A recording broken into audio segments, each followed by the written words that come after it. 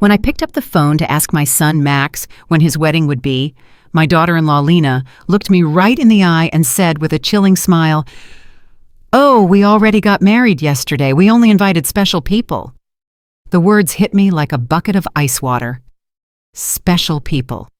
I, who for 3 years had paid their monthly rent of $500, bought every piece of furniture in their house, and filled their refrigerator when they had nothing to eat. I was not a special person. I stood there in the living room of my own house, holding the phone as if it weighed 1,000 pounds, watching my son avoid my gaze while Lena made herself comfortable on the sofa I had bought for them. The pale pink dress I had picked out for her wedding hung uselessly in my closet, along with the new shoes and the illusion of being part of the most important day of my only son's life. I had spent $200 on that dress, thinking about how nice I would look in Max's wedding photos in which I would never appear. For weeks, I had planned every detail. I had put money aside to give them $1,000 as a wedding gift. I had called my sister Diana in Chicago to tell her the good news. I had cleaned my house from top to bottom, thinking they might come celebrate with me after the ceremony. All of that collapsed in a second with those 4 poisoned words, "Only special people." Max finally lifted his gaze and said in a rehearsed-sounding voice, "Mom, it was an intimate thing, very small, just the 2 of us and the witnesses." But I knew it was a lie. I saw the photos on social media. I saw Lena's parents proudly posing next to the bride and groom. I saw her siblings toasting with champagne. I saw Lena's white dress, which I had helped finance with the $800 I had given her last month for her personal expenses. I saw everything I wasn't supposed to see. A week later, exactly 7 days after that humiliation, Lena called me with a completely different voice. She was no longer the confident woman who had excluded me from her wedding. Now she sounded desperate, almost pleading. "Renate, the rent is overdue. The landlord is pressuring us and says if we don't pay this week, he will kick us out. You forgot to make the transfer." Her voice trembled slightly, as if the world were ending. I was silent for a few seconds, remembering all the times I had run to the bank to make that transfer. All the times I had canceled my own plans to make sure they had a roof over their heads. All the times I had eaten beans and rice so I could give them money for their desires. And now, after they had excluded me from the most important moment of their lives, they had the audacity to call me as if nothing had happened. "Lena," I said with a calm that surprised even me, "didn't I warn you that I only help special people?" The silence on the other end of the line was so deep that I could hear my own heart beating. For the first time in years, it was not I who was trembling, but her. "Renate, I don't understand," she stammered. "We were always special to you. You're like a second mom to me." Lies. All lies. Wrapped in that sweet voice she only used when she needed something. The same voice she had used to ask me for money for the wedding dress, for the honeymoon, for the rings, which I had helped finance without knowing I would never see the ceremony where they were exchanged. For so many years, I had this constant feeling of walking on eggshells, weighing every word, every gesture, every gift, hoping to get a crumb of affection from my own son. I was the perfect mother, the obliging mother-in-law, the silent provider who never protested when they treated me like I was invisible. But that phrase, "only special people," awakened something in me that had been dormant for far too long. I had calculated in my head how much money I had spent on them in those 3 years.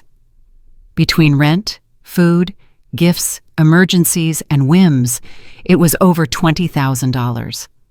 $20,000 I had taken from my retirement, from my savings, from the money my late husband had left, so I could live my last years in peace. And what was all that for? To be treated like a stranger on my own son's wedding day. That night after I hung up, I sat on my bed and cried.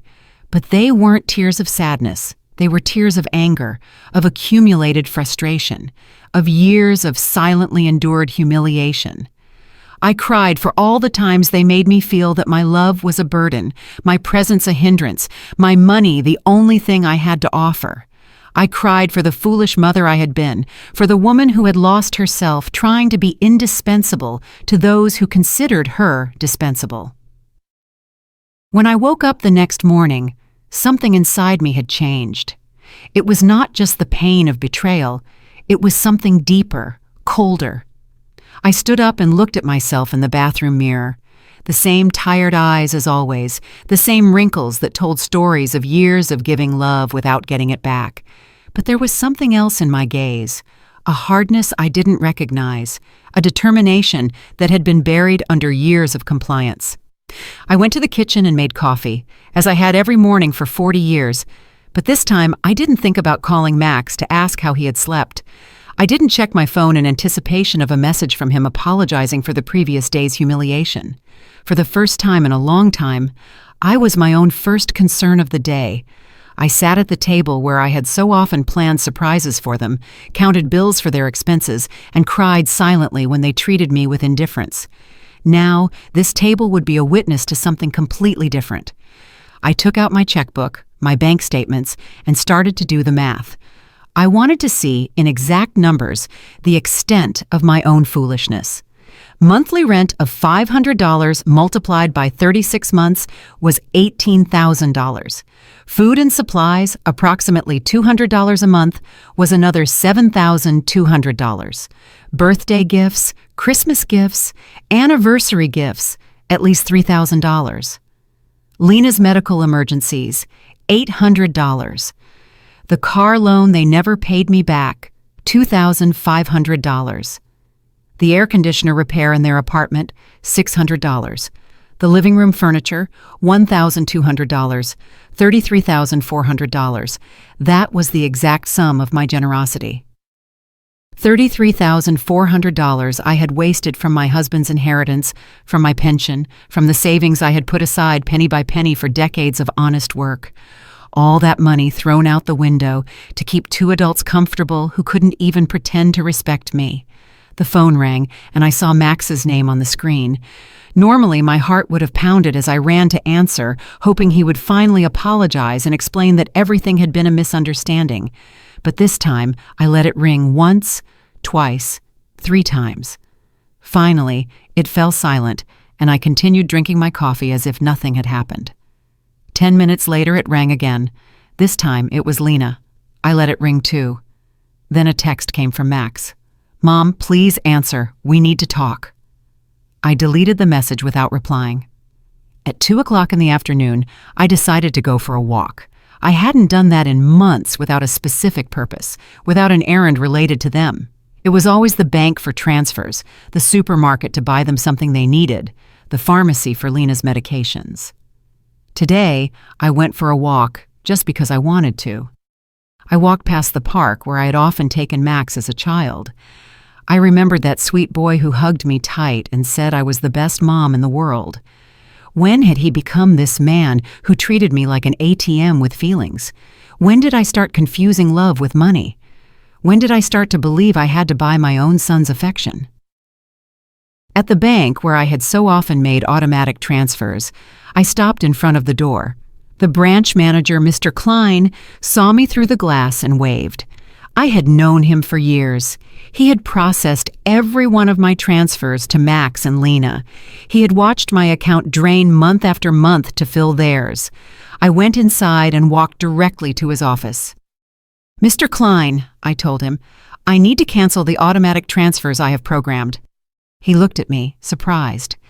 For 3 years, these transfers had been as regular as the sunrise. "Are you sure, Mrs. Richter? Did something happen?" His concern was genuine, more genuine than any interest Max had shown in me in recent months. "What happened is that I finally opened my eyes," I replied. "I want to cancel everything, and I also want information on how to protect my accounts. I don't want anyone else to have access to my money."